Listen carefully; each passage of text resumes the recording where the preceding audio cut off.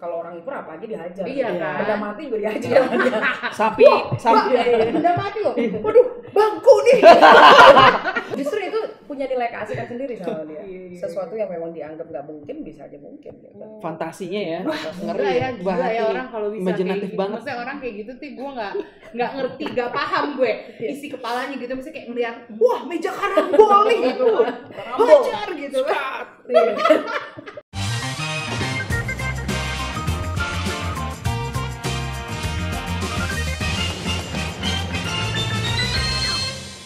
Oleh-oleh. Obrolan leha-leha.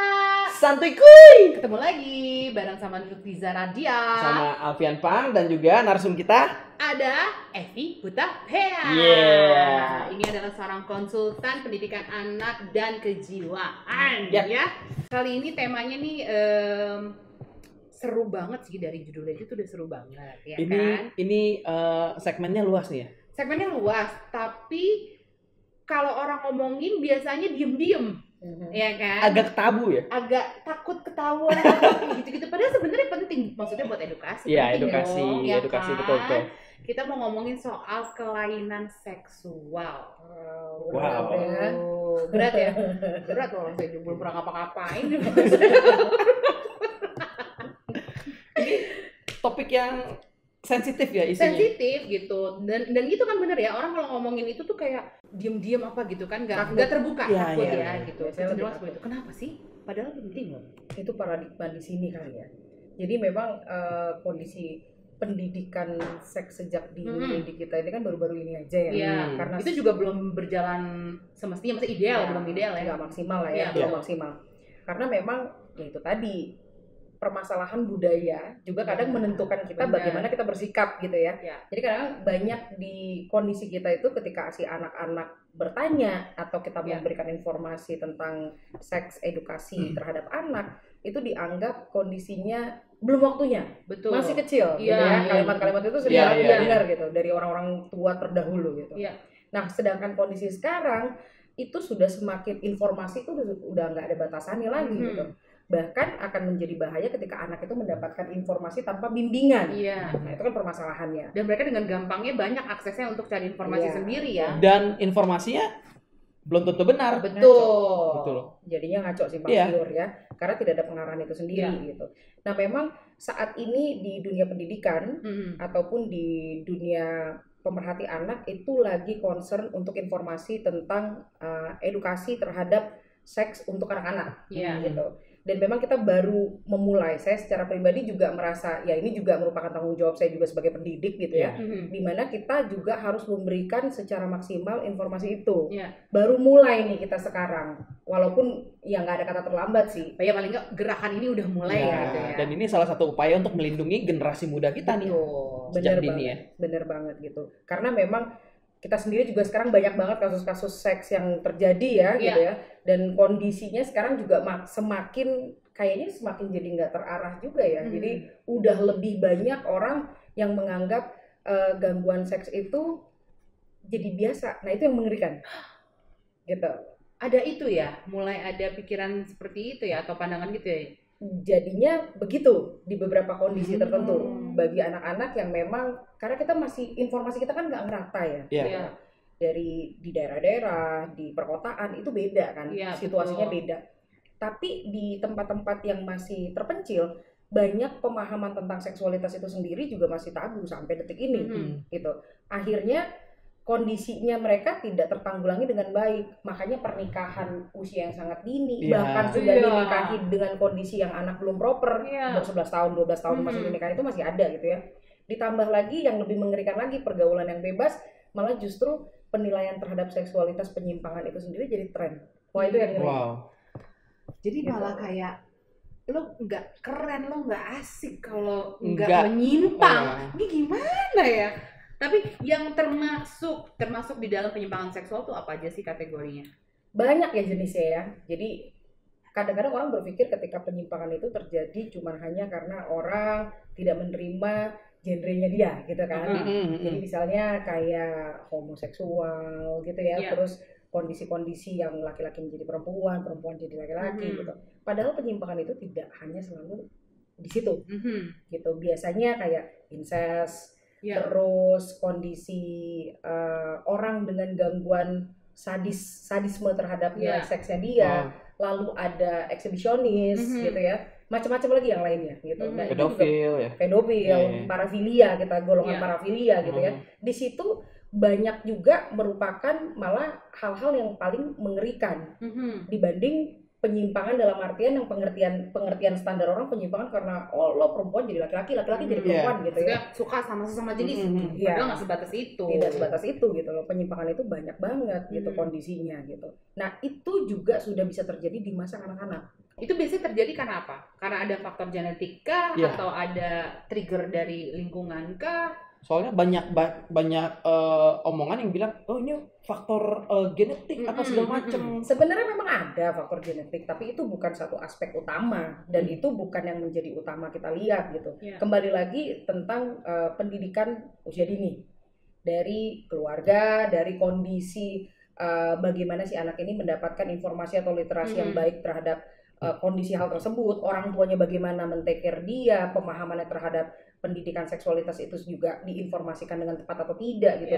Itu merupakan sebuah aspek utama membuat si anak ini mengerti akan hal tersebut. Banyak dari mereka rata-rata mencoba atau mungkin mereka terbuli juga ada gitu. Terbuli akan kondisi kayak begitu gitu, eksperimen teman-temannya terhadap satu kondisi yang berhubungan dengan seksualitas gitu. Kadang-kadang juga mereka melihat terlalu bebasnya informasi seperti majalah, internet dan lain sebagainya, mereka belum cukup literasi dan mereka memahami kenapa ya kedua pasangan ini bersikap seperti ini, dempet-dempetan atau berciuman dan lain sebagainya. Akhirnya mereka mencoba. Awalnya itu banyak sekali terjadi seperti itu, sehingga pemikiran yang liar, informasi yang mereka tanyakan kepada orang tua yang tidak proper diberikan, itu yang bisa menyebabkan hal terjadi seperti itu. Trauma juga bisa terjadi seperti itu. Bagaimana anak-anak juga bisa melihat situasi dan kondisi nilai-nilai seksual di keluarganya itu terjadi penyimpangan. Nah, itu bisa terjadi juga seperti itu. Nah, ini yang harus kita waspadai. Informasi tentang edukasi seksualitas ini terhadap anak-anak usia dini itu penting banget. Karena itu akan pengaruh di usia besar, dewasa. Nah, kalau misalnya nih, sekarang ini kan banyak terjadi, kita ambil contoh kasus nih remaja, ya kan, remaja kan zaman sekarang dengan segala macam yang tadi dibilang kan gitu, bahwa informasi mereka aksesnya udah kemana-mana gampang banget kan, internet 24 jam di mana aja. Nah, padahal sebetulnya mungkin belum cukup untuk mengerti tanpa adanya bimbingan kan dari orang yang lebih tua atau lebih dewasa gitu, dan akhirnya mereka akan mencoba ini, mencoba itu gitu kan. Nah, akhirnya ini kayak seperti ada timbul gimana ya, kayak masalah besar kan sebetulnya kan hal ini gitu kan. Nah, kita tuh kayak kenapa sih cenderung memudahkan atau ngegampangin lah istilahnya gitu, kayak biarin aja, dia masih kecil. Padahal mereka orang tuanya nggak tahu kalau di belakang orang tuanya anak-anaknya itu udah ngapain aja gitu kan. Efeknya tuh apa buat si anak ini ketika dewasa? Bahayanya itu tadi, terjadinya penyimpangan seksualitas di golongan apa nih dia nih gitu. Satu ya di golongan parafilia dengan segala macam jenisnya, atau memang penyimpangan seksual dengan gangguan identitas, ya itu tadi dia memang tidak menerima ternyata kondisi dia berubah, split gendernya dia gitu, atau memang justru sampai ke tahap yang menyakiti gitu, dengan kondisi yang memang tidak proper untuk dilakukan dengan kondisi yang sehat gitu. Nah, permasalahannya buat anak-anak seperti ini, dia bisa menyakiti dirinya atau dia bisa menyakiti orang lain gitu. Itu yang paling bahaya, yang paling ekstrim terjadi ya. Karena mereka mencoba-coba, apalagi fasilitas terhadap nilai-nilai seks saat ini ya, dengan seperti film, informasi majalah dan lain sebagainya, konten-konten dan lain sebagainya, itu bisa merangsang mereka untuk bereksperimen terhadap hal tersebut. Berawal dari penasaran ya? Iya, berawal dari penasaran, mereka mencoba. Yang bahaya ketika mereka mencobanya itu di kondisi yang nggak lazim, terus mereka menikmatinya. Nah, itu. Padahal sebenarnya kalau mereka tidak mencoba kan mereka tidak tahu rasanya kan. Tapi mungkin ketika mencoba, tahu rasanya, parahnya lagi menikmati itu kan. Akhirnya jadi nagih gitu kan, maunya kayak gitu lagi gitu. Kalau ditanya pengaruhnya nanti ke depannya, ya pasti bisa sampai tindakan kriminal yang berbahaya, yang baru-baru ini juga kita banyak kita dengar ya gitu ya. Waktu itu dari Indonesia, ya di luar di sana, di Inggris, dan mengalami hal tersebut. Yang ironisnya adalah ya itu tadi pemahamannya dia, padahal itu penelitiannya dia, gitu kan? Oh itu penelitiannya dia? Itu penelitiannya dia. Nggak tahu nih, gue baru tahu nih. Itu adalah penelitiannya dia. Dia ngambil doktoral ya. Dan sebenarnya informasi itu sudah diinformasikan ke si pembimbingnya gitu. Tapi memang dia tidak secara nyata menyatakan bahwa penelitian itu dia lakukan berdasarkan diri sendiri. Ya, tapi itu judul penelitian dia kan, yang ironis kan begitu. Gitu. Nah itu tadi pemahamannya, literasinya itu terhadap nilai-nilai seperti itu akhirnya jadi menyimpang. Jadi informasi yang tidak cukup, informasi yang tidak pas, akhirnya menjadi sebuah literasi yang menyimpang terhadap informasi itu sendiri. Apa permasalahannya? Tindak kriminal, jatuhnya dia jadi kriminal, gitu kan, gitu. Dan nggak ada rasa bersalah juga ya kalau aku baca dari artikel-artikelnya tuh ketika pada saat sidang pun gitu si terdakwa ini tidak menunjukkan rasa penyesalan sama sekali gitu. Dia jadi bersikap apatis dan dia rasa dia nggak salah gitu. Ya nggak apa-apa gitu. Dia kondisinya dia pikir memang harus seperti ini, ya udah gitu. Nah itu yang bahaya. Jadi ketika memang sudah banyak orang yang tersakiti ya. Benar sekali, bukan hanya tersakiti, jadi memang rusak semua secara psikologis, rusak. Mereka juga harus menanggung diri mereka seumur hidup dengan cap seperti itu gitu ya. Nah itu kan yang paling bahaya, akhirnya menyakiti dan menjadi tindak kriminal yang paling bahaya lagi kan gitu. Nah kondisi-kondisi ini yang harus diperhatikan sebenarnya bagi orang tua dan masyarakat semuanya. Makanya perlu informasi tentang seksualitas itu sejak dini. Nah kalau kita bicara tadi kan harusnya dari kecil nih, kalau misalnya ada yang anak-anak yang nanya jangan belum waktunya, belum dewasa seperti itu. Tapi kan baiknya kita menjelaskan kan. Tapi kalau let's say misalnya usia sekolah dasar gitu ya, kalau ada pertanyaan-pertanyaan kayak misalkan suka anak kecil kan, bayi itu datangnya dari mana sih, gitu kan, kayak gitu. Itu sebatas mana sih baiknya kita menjelaskan gitu untuk ukuran usia anak SD gitu. Apakah harus belak-belakan atau ada analogi lain nih? Sebenarnya nggak boleh dihilangin harafiah dari penjelasannya. Cuman kita sesuaikan bahasanya saja gitu. Bahasa yang memang bisa dipahami oleh anak-anak di usia umur berapa nih? Misalnya kita anak TK gitu, kita mau ngomong dari mana sih? Lebih kecil lagi. Dan itu memang harus diperhatikan karena kan korban-korban sekarang seumuran begitu sekarang gitu. Balita itu banyak banget. Benar. Jadi diinformasikan, dikasih tahu situasinya bahwa ini adik dari perut mama seperti apa, adanya pernikahan mama sama papa. Nanti kalau kamu sudah besar juga menikah, nanti ada pasangan, nanti punya adik juga. Nah, hal-hal yang itu sudah boleh dijabarkan ke usia TK nih ya? Boleh, sangat boleh dengan kondisi yang memang proper kan gitu. Oh iya, jadi dia paham gitu loh bahwa harafiahnya manusia kalau sudah besar dengan kondisi seperti mama dan papa, saya punya pasangan di situ, nanti saya punya dedek. Sebatas itu. Jadi dia tahu asal muasal manusia ini adalah orang yang harus menikah dulu bersama-sama gitu. Sudah dewasa, harafiahnya dia tahu. Dari situ dulu. Nanti ketika dia sudah bertumbuh dan berkembang lagi, kita tambahkan lagi informasinya. Terus kita tambahkan lagi. Sampai kenapa laki-laki dan perempuan ada perbedaan. Jadi kita sebenarnya sih yang paling tepat adalah masyarakat, pendidik, bahkan khususnya orang tua itu harus paham terhadap fase-fase tumbuh kembang si anak secara fisik ataupun mental. Sehingga kita tahu nih informasi apa yang mau kita kasih tahu sama anak kita. Jadi fundamental yang kita berikan itu benar-benar sesuai dengan harafiah. Jadi si anak juga tahu dia tidak akan mencoba-coba karena dia paham bahwa saya nggak mau coba. Ketika ada itu anak TK misalnya pedofil yang mendekati dia gitu kan, dia berpikir nggak bisa, salah, saya masih kecil, kamu dewasa, ini nggak boleh nih informasi yang saya dapatkan dari orang tua gitu. Paling nggak dia bisa memprotek dirinya dia gitu, dan kita memberikan informasi bahwa kondisi itu harus didapetin dengan kondisi gini loh, dijelasin sesuai dengan kapasitas itu tadi gitu. Atau mungkin contohnya ya gitu, jadi ada temen nih gitu, dia cerita kan gitu, anaknya kan waktu itu TK.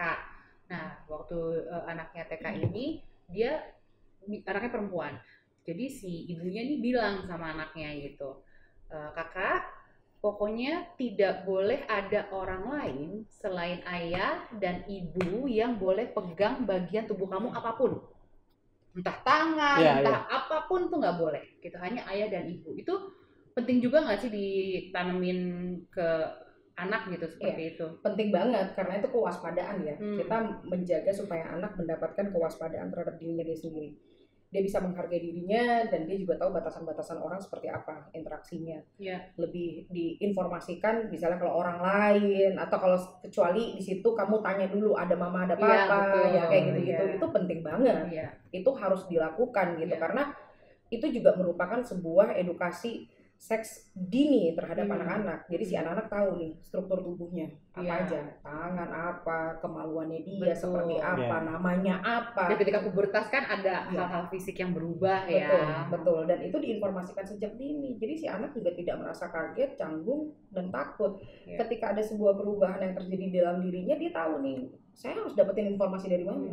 Dan dia akan bertanya kepada orang tuanya karena orang tuanya membuka diri untuk mendapatkan informasi itu si anaknya. Gitu. Kalau balik lagi nih soal penyimpangan nih Kak, kalau penyimpangan seksual itu berdasarkan data nih, faktor yang tertinggi yang menyebabkan terjadi penyimpangan seksual itu apa sih Kak? Tetap lingkungan terdekat. Lingkungan terdekat ya? Itu lingkungan terdekat. Penyimpangan dalam kondisi apa nih? Gitu yang tadi saya bilang yang disebut dengan penyimpangan kan ada penyimpangan genre ya, identitas. Itu beda lagi. Nah, penyimpangan pedofil itu banyak lagi. Nah, tergantung nih, biasanya pedofil ini banyak terjadi karena genetik katanya, di beberapa informasi dikatakan seperti itu. Tapi lingkungan juga sangat mendukung gitu. Terus ada juga yang disebut dengan penyimpangan genre, di mana mereka merasa terjebak di dalam diri mereka gitu dari kecil gitu ya. Nah, jiwanya terjebak di tubuh yang salah gitu ya. Terjebak dalam tubuh yang salah. Mereka selalu mengatakan seperti itu padahal itu sebenarnya ada gangguan hormon dari kecil. Juga ada juga penyebabnya seperti itu ataupun genetik, ada informasi juga yang mengatakan seperti itu. Nah, kondisinya seperti apa sebenarnya secara literal itu nggak ada yang mengatakan oh karena ini penyebabnya itu luas banget. Kita nggak bisa menentukan satu konsepnya seperti apa gitu. Cuman kita bisa melihat ciri dari awal. Nah, ketika kita melihat ciri dari awal, nah itu harus diwaspadai. Ketika kita harus waspada, apa sih yang harus kita lakukan ya? Kembali lagi kita berkonsultasi, mencari informasi pada kondisi orang dan yang tempat yang tepat. Gitu. Nah, untuk mereka yang mengalami penyimpangan seksual dan mereka ngerasa gue kayaknya butuh bantuan nih, itu mereka bisa diobati gak sih, Evi, atau di terapi atau gimana gitu? Itu sangat relatif banget ya. Jadi di beberapa kondisi dikatakan sekarang DSM aja udah sampai 5 ya, di DSM 5 sendiri itu sekarang sudah mengeluarkan bahwa itu dibuang gitu loh. Maksudnya gangguan atau penyimpangan terhadap tapi penyimpangan seksual itu hanya yang di kondisi tadi aja. Hanya yang di kondisi homoseksual juga ya? Homoseksual udah enggak. Udah enggak kan, udah dikeluarkan dari semuanya. Gitu. Jadi dia jadi tidak dianggap sebagai gangguan lagi ya. Tidak dianggap sebagai penyimpangan, tetapi penyimpangan itu ya pedofil dengan teman-temannya itu ya, gangguan hormon dan yang lain sebagainya gitu. Nah, tapi itu menjadi sebuah karakter walaupun di Indonesia sendiri masih menggunakan DSM 4 gitu ya, belum secara literal mereka menggunakan DSM 5 yang membuang karakter itu. Gitu, masih simpang siur, ada yang make, ada yang enggak, masih begitulah ya. Karena kita kembali lagi budaya dan agama itu, kita mengingatkan budaya dan agama yang kita tidak membenarkan akan itu ketika kita melihat dari sudut pandang agama gitu ya.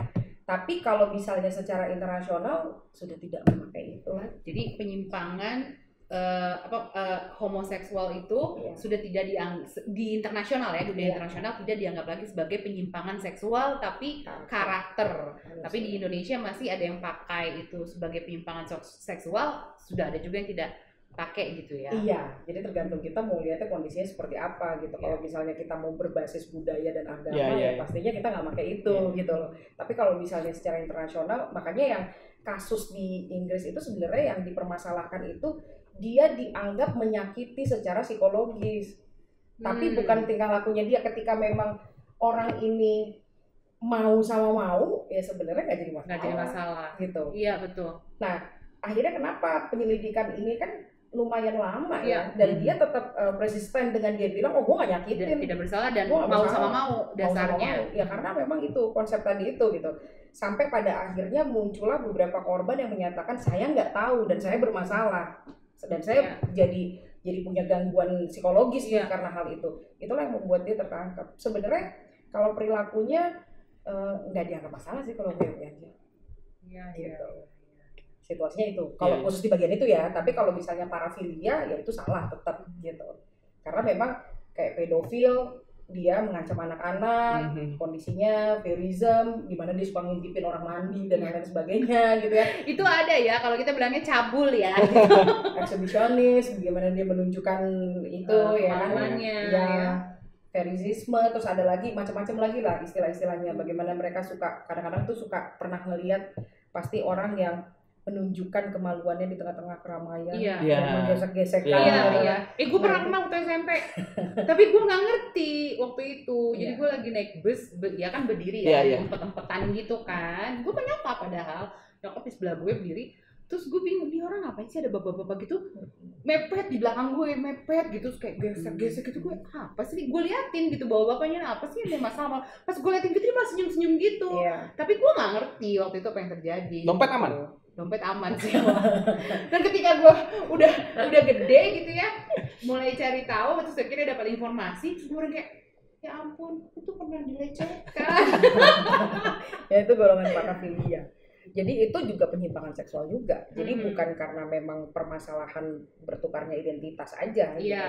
Dan itu sudah dibuang. Pertukaran identitas itu dengan kondisi yang tidak terpaksa dan dia yakin akan dirinya dia, itu udah menjadi karakter manusia. Jadi udah nggak jadi masalah. Tapi seandainya mereka ada yang kayaknya mereka ngerasa kayak gue nggak beres nih, gue harus beres apa, gue nggak, ibaratnya kan kita, mereka kan kalau tadi kan internasional, kalau ini kan kita ngomongin Indonesia ya, kita ngomongin budaya negara kita, dan mereka ngerasa berdasarkan norma dan berdasarkan etika, berdasarkan agama, ada yang nggak beres nih sama gue nih gitu loh, dan gue pengen beresin itu bisa dibantu gak sih?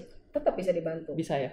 Sangat bisa dibantu sekali gitu ya mereka ya. Tapi kembali lagi keputusan itu terjadi pada si orang tersebut. Walaupun kita di nilai aspek psikologi itu kita akan memberikan sebuah saran. Nanti kita biasanya rujukannya ke psikiater, nanti rujukannya ke dokter saraf dan yang lain sebagainya, dokter hormon dan yang lain sebagainya. Oh, berarti ada bantuan obat juga nantinya? Pastinya begitu. Nanti dilihat lagi sama kebutuhannya dia gitu. Kita nggak bisa langsung mendiagnos ini si orang ini apa sama yang ini gitu, walaupun terkesan cirinya sama, tapi tetap penanggulangannya berbeda. Kembali lagi manusia itu punya pribadi yang beraneka ragam gitu. Berarti tapi kolektif ya, nggak hanya psikolog gitu loh, tapi ada dokter syaraf juga, psikiater juga gitu. Nanti dilihat dari kebutuhannya kenapa. Masalahnya di mana nih gitu. Karena hubungannya dengan hormon juga gitu. Karena mereka juga ketika mereka juga memutuskan untuk berganti jenis kelamin gitu, mereka juga harus terapi hormon kan untuk penyesuaian. Gimanapun juga kan di dalamnya tetap berbeda gitu. Sekalipun mereka menukar ya jenis kelamin mereka gitu ya, tetap ada chemical reaction yang berbeda di dalam diri mereka. Dan mereka harus terapi hormon seumur hidup. Iya. Dan kalau terapi hormon itu, maaf nih kalau saya boleh tahu nih, terapi hormon itu mahal gak sih? Nggak tahu gue. Mahal gak sih? Mahal gak sih, Kak? Mahal banget. Mahal banget ya? Dan itu mesti continue kan, yang saya tahu ya. Karena saya dulu sempat juga ada beberapa kasus teman seperti itu, dia memutuskan untuk seperti itu, dan dia akhirnya ikut terapi hormon, itu nggak bisa lepas. Seumur hidup. Dan itu nggak murah. Dampaknya kalau dia stop terapi itu, wah, gangguan psikologisnya sangat berbahaya. Ketika dia proses di situ aja, ketika dia timingnya ini nggak pas nih, itu secara psikologis itu bisa mengganggu kehidupan dia dan lingkungannya. Dan itu sangat bahaya sekali.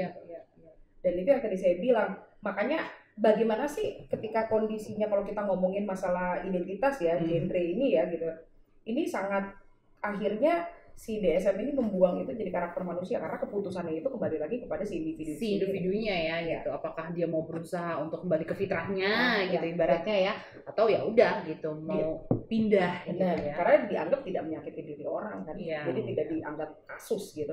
Dia yang menyakiti diri sendiri dan dia yang mengokekan diri gua harus sakit atau enggak gitu. Dihilangkan. Tapi kalau parafilia dia tetap menjadi gangguan, karena dia pasti mengganggu orang sih, mengganggu orang kecelakaan dan kriminal pastinya. Gitu. Ya kan, seperti kayak pervert gitu kan, orang cabul yang ngintipin orang mandi, ya kan, tadi pedofilia, tolok gitu aja, kan, gitu kan, predator kan, jadi eksibisionis kan pasti mengganggu orang. Incest juga masih termasuk juga. Incest ya. Nah kalau incest nih, kita bicara soal incest, itu biasanya bisa timbul tuh kenapa ya? Soalnya kalau dari kacamata gue nih yang orang awam gitu kan, ya kayak kok nggak kebayang ya, kok lu bisa ya sama kakak atau adik kandung gitu loh berhubungan seksual gitu kan, atau sama bahkan sama orang gitu. tua Iya, sendiri kok ya. bisa, gitu. Ya sebenarnya itu tadi pemahamannya pengetahuan tentang nilai-nilai budaya dan agama yang mereka terima itu mungkin nggak masalah, itu bisa terjadi. Jadi secara budaya dan agama mungkin mereka bukan orang yang punya agama gitu. Dan budaya mereka ya biasa-biasa aja, nggak jadi masalah gitu. Akhirnya itu bisa terjadi karena yang disebut dengan incest itu sendiri juga seringkali mereka berdua mau sama mau gitu. Iya. Seringkali itu mereka memang kondisinya juga ya memang saling menyayangi gitu kondisinya, dan itu tidak ada yang tersakiti secara harafiah, individunya nggak ada yang tersakiti, mereka oke aja gitu. Berarti secara nggak langsung ada informasi yang salah di dalam keluarga itu juga. Ya, informasi ya. Jadi mereka nggak ada informasi yang tepat. Jadi sayangnya pun antara kakak dan adik ataupun sama orang tua kebablasan, jadi nggak ada batasannya ya. Iya, karena budayanya mungkin nggak masalah. Iya. Jadi nggak apa-apa gitu. Terus atau mereka juga bukan orang yang mempercayai nilai-nilai agama. Apa nggak punya agama saya gitu. Misalnya ketika dia mengatakan seperti itu ya nggak ada salahnya gitu situasinya. Nah, jadi, tapi ketika misalnya itu terjadi, dia udah diinformasi dan segala macam, mungkin dia ketika dia melakukan hal itu berarti bukan incest, mungkin pemerkosa. Jadi dia udah kriminal. Iya. Gitu. Jadi sebenarnya dorongan itu tuh kembali kepada keinginan ya, maksudnya bukan karena ada dorongan seksual yang berlebih atau apa gitu awalnya ya kalau untuk incest ya, karena memang bukan itu awal masalahnya ya, tapi tidak adanya batasan-batasan itu di dalam sebuah keluarga ini. Betul, orang incest nggak mesti hiper kok. Oke. Gitu. Kalau orang hiper apa aja dihajar. Iya kan. Benda mati juga dihajar. Sapi. Benda mati loh. Waduh, bangku nih. Coba bangku kita ada sela-selanya nih. Justru itu punya nilai keasikan sendiri sama dia. Sesuatu yang memang dianggap nggak mungkin bisa aja mungkin gitu. Fantasinya ya. Gila ya orang kalau bisa imajinatif kayak banget. Maksudnya orang kayak gitu tuh gue nggak ngerti, nggak paham gue isi kepalanya gitu, maksudnya kayak ngeliat wah meja karambol nih gitu, hajar gitu kan. Nilai seksual. Iya. Jadi incest itu nggak mesti hiper. Iya. Itu sebenarnya biasanya incest itu kebanyakan ya pemahamannya mereka yang salah aja sih. Tapi kan itu menurut kita salah. Iya. Kembali lagi ketika memang kondisinya mereka juga, landasan hidup mereka juga nggak sama landasan hidup kita. Betul. Pertanyaannya salahnya di mana kan gitu ya? Iya. Buat mereka nggak salah orang. Lo kan paham pemahaman lo gitu. Pemahaman gue begini gitu kan. Di gue nggak ada masalah. Bener. Yang penting kan dia tidak merugikan orang lain, nggak menyakiti ya, tidak menyakiti orang lain, hidupnya masih konstruktif gitu ya, dan tidak membuat onar di lingkungan. Ya udah fine aja. Gue punya ada kasus ya ampun, dari temen gue. Jadi dia ini hypersex gitu, dan jadi sebelumnya waktu dia belum nikah nih gitu kan, dia hyper nih gitu. Tapi dia kayak yang ya udah kan dia kemana gitu kan, maksudnya dia punya pelampiasannya tersalurkan lah gitu, gairah seksualnya. Lalu dia menikah ya terlampiaskan juga kan karena ada suaminya. Nah tapi pada saat dia selama dalam kurun waktu pernikahan ini, dia norma-normanya berubah gitu. Jadi dia lebih memegang norma agama, lebih memegang norma budaya agama terutama ya gitu. Terus setelah itu dia berapa tahun nikah gitu lupa gue, pisah gitu kan, terus sekarang sendiri nih gitu kan, jadi janda lah gitu. Kan dia nggak punya pelampiasan lagi ya gitu, maksudnya hypersexnya itu tetap ada, tapi dia nggak punya pelampiasan. Mungkin ada, mungkin bisa aja di kemana, tapi karena dia sudah berubah nih gitu kan, sudah lebih memegang norma agama dibanding saat dia sebelum menikah gitu. Gue ngeliat itu kesian banget loh, kesiksa gitu, sampai gue tahu gitu bahwa oh ternyata temen gue kayak gini tuh. Gue nggak kebayang sih kalau orang hypersex itu tuh ketika tidak terlampiaskan tuh semenyiksa itu loh. Nahan boker aja kesiksa ya.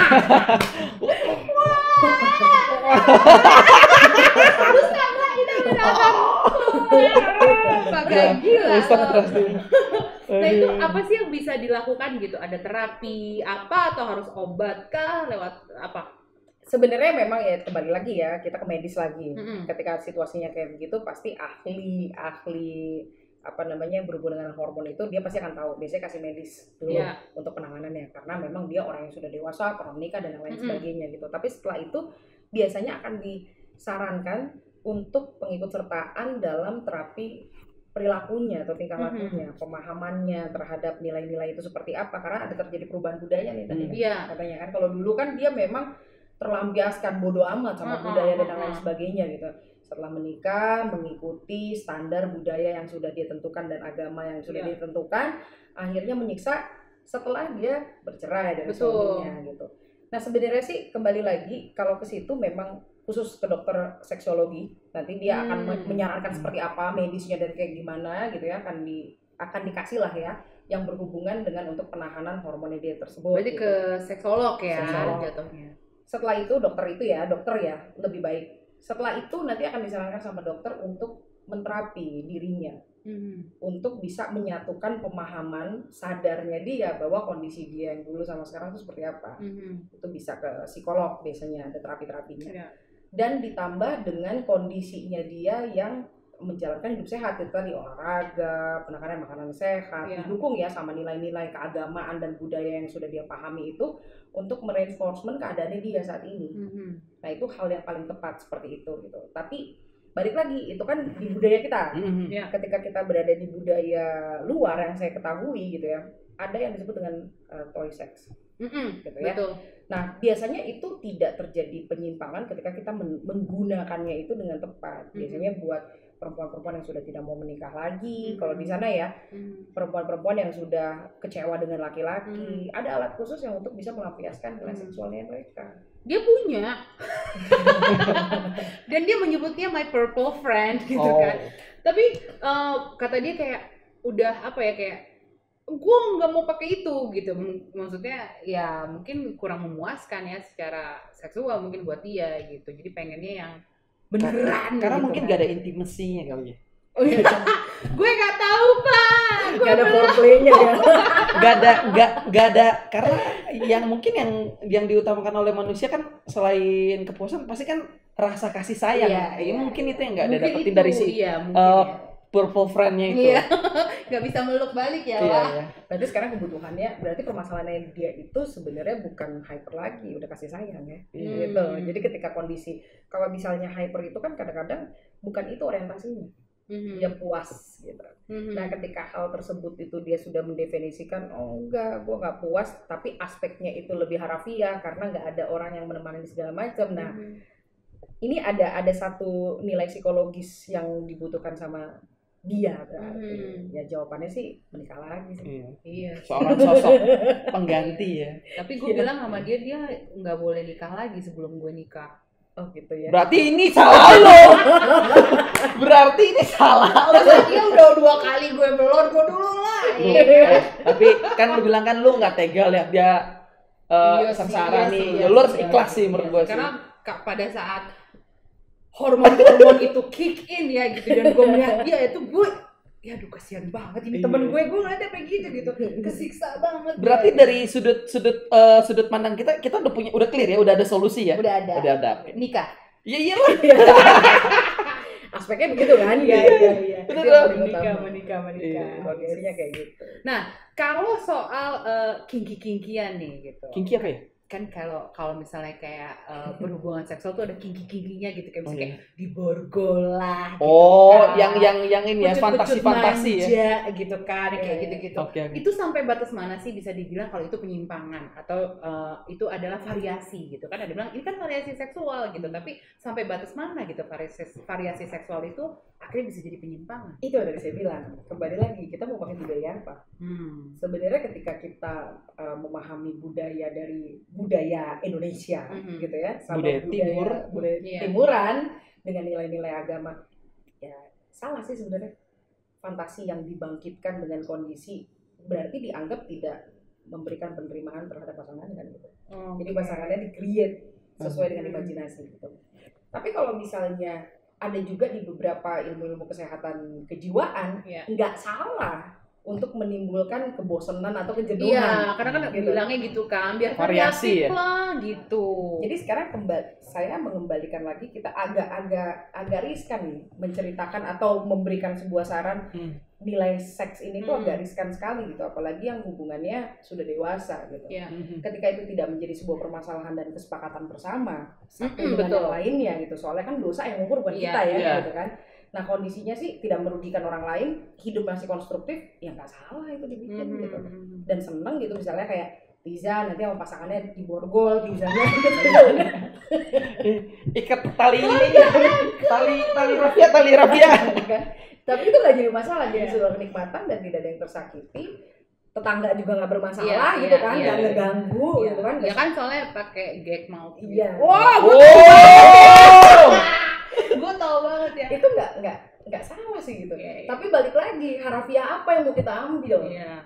Soalnya gue pernah tuh aneh-aneh banyak ya cerita lu ya, menarik loh. Gue pernah tuh. Ini jadi memberi warna dalam konten kita.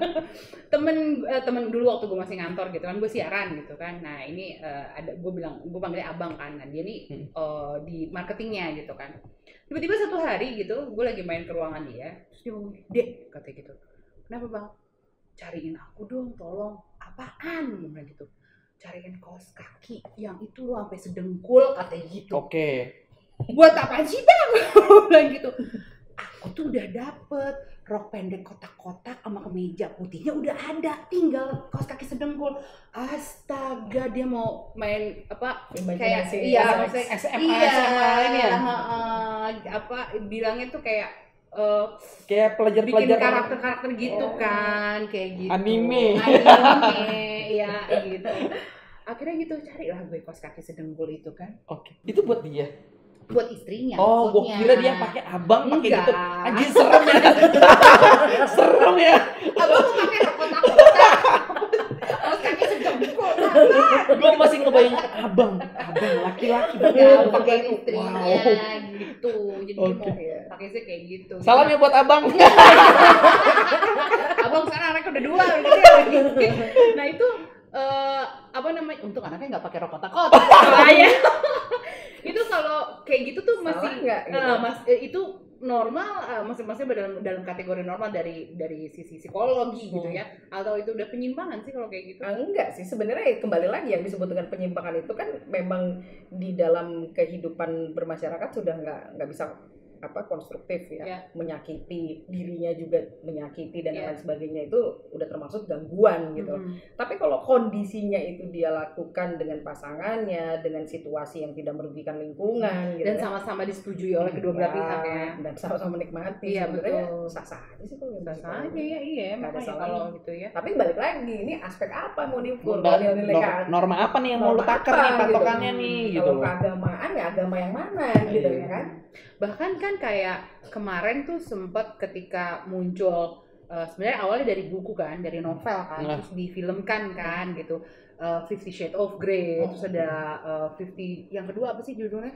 50-50. Dia bilang ya Dilo 50-50. Ya, kan adalah apa audience. Nah itu kan akhirnya banyak orang yang tidak atau sebelumnya belum pernah mencoba, akhirnya mencoba BDSM gitu. Gara-gara tontonan itu gitu udah kan. Gara-gara tontonan itu akhirnya banyak orang yang mencoba BDSM. Dan yang gue tahu ya, itu di Eropa. Yang gue tahu di Eropa karena sepupu gue tinggal di situ.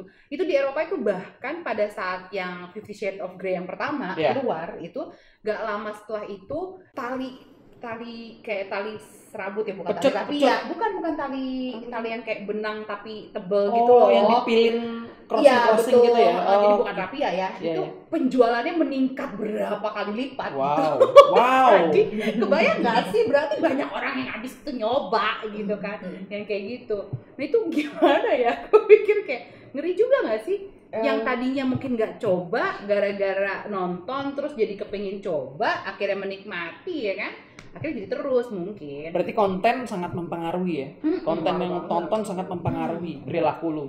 Balik lagi sih, salah nggak salahnya kembali lagi apakah orang itu merugikan orang lain, apakah terjadi pemaksaan gitu, apakah dia akhirnya membuat onar atau bahkan menjadi tindak kriminal di hal tersebut. Ketika memang enggak, jawabannya enggak. Iya. Ya, emang gak ada yang salah sih sebetulnya ya. Bisnis is bisnis. Yang penting cuan. Yang penting itu ya, nggak ada yang merasa disakiti gitu kan. Yang penting kedua belah pihak sama-sama menyetujui lah gitu kan. Kira-kira kayak gitu ya. Dan di mana dia tinggal dan hidup itu, norma itu tidak menjadi masalah ya udah. Gitu kan, balik lagi mau diukur dari aspek mana, fundamennya itu mesti jelas dulu seperti apa. Jadi ketika kita mau melihat salah atau benar itu pengukurannya itu harus jelas. Gitu, kadang-kadang di Indonesia benar, di Amerika salah gitu. Di Inggris benar, nanti di Cina salah kan gitu. Balik lagi meskipun dari sudut pandang psikologi pun balik lagi itu tetap ada dasar budayanya lagi ya, tergantung tempat atau negara masing-masing ya, tempat tinggal masing-masing itu tetap faktornya banyak ya. Faktornya banyak. Oke. Kita pengukurannya di situ. Lu ngapain aja lu? Gue biasa. Bohong. Standar. Bohong. Sambil menyelam minum air. Atau punya fantasi-fantasi apa gitu kan? Belum ada sih. Belum ada ya? Gue orangnya monoton. Bohong kamu. Monoton gue bener. Lu tau gak, dia orang lempeng banget. Gue tanya sama dia waktu itu, lu waktu SMA pernah ngapain aja yang bandel-bandel gitu? Gak pernah gue kak. Pernah deng katanya. Gue pernah lompat pagar sekali waktu SMA katanya gitu. Oh ya, seenggaknya ada lah ya, gue bilang gitu. Iya, tapi bukan buat bolos, gue lompat pagar mau masuk. Mampus gak? Bisa sekolah ya? Biar bisa sekolah nih, anak lempeng amat sih ya. Sekolah saya SMA Negeri 2 Jakarta. Salam. Bagus loh Bapak Pak Toto. Bapak Toto bagus banget anak murid. Guru olahraga gue. Luar biasa. Oke, kalau gitu mungkin lain kali kita bisa bahas lebih spesifik lagi kali ya soal penyimpangan seksual. Mungkin nanti kita lebih spesifik, misalnya kayak kita ngomongin soal pedofilia ya, gitu kan, kita ngomongin soal homoseksualnya, kita ntar bisa lebih spesifik banyak ya. Oke. Ini luas banget sih materinya. Betul ya. Asik ya? Asik ya, seru ya? Nggak berasa nih. Beli borgol beli doang sama siapa nih kakeknya nggak tahu. Gua ada teman polisi nih, gua panggilin ya. Borgol, masuk sel. Pidana. Thank you ya, Evi udah mau datang lagi nih ke Thank you banget. ya. Buat sharingnya ini informatif banget buat kita. Iya. Mudah-mudahan nambah wawasan juga buat semua teman-teman yang dengerin dan yang nonton juga ya. Biar berfaedah untuk kita, benar. Lain kali kita ngomongin yang lebih spesifik lagi ya. Oke. Jadi kita bisa ngorek lebih dalam lagi, kan masih general nih. Oke. Ya kan? Seperti biasa, kalau udah jadi bintang tamu di oleh-oleh, obrolan leha-leha juga pulang bawa oleh-oleh. Ya. Kali ini aku punya oleh-oleh imut banget. Apa tuh? Kecil ya? Kecil banget kan ini si imut ini ya. Ini bawang goreng ibu. Jadi kan kalau misalnya makan gitu kan, Indomie enak banget. Wah, apa sih kalau gue sih apa aja nasi goreng nih? Iya, tabur gitu. Gado-gado. Waduh, Ya kan apa aja sih enak sih kalau pakai ini. Silakan, terima kasih banyak, Wevi. Besok-besok kita akan punya oleh-oleh yang berbagai macam gitu. Pokoknya, kalau yang mau ngasih oleh-oleh boleh. Oh, boleh, mau nitip oleh-oleh boleh. Oleh-oleh buat bintang tamu boleh loh. Oke, kalau gitu kita ketemu lagi di episode berikutnya dengan topik-topik yang lebih menarik lagi. Pastinya. Oke, geng, see you. See ya.